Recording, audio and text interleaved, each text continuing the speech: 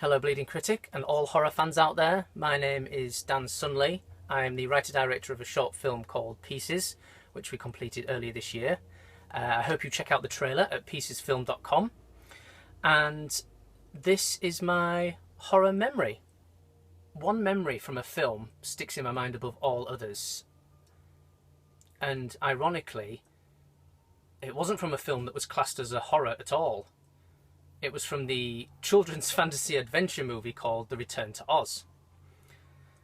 It was directed by Walter Murch, and for a children's fantasy film, just about everything in that movie is terrifying. But there is one scene that tops all others in terms of scares, and was probably the first experience I had of horror as a child. And that's the scene where Dorothy has to sneak past Mumby's collection of detachable heads to steal a jar of the powder of life.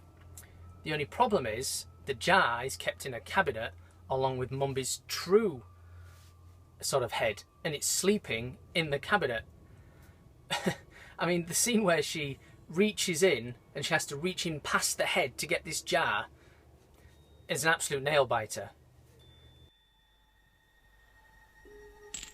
And then the head wakes up, starts screaming Dorothy's name, and this wakes up all the other heads in the room. They all start screaming at her, and this sort of noise and the racket wakes up the sort of headless body of Mumby, which then jumps out of its bed and starts chasing after her as well.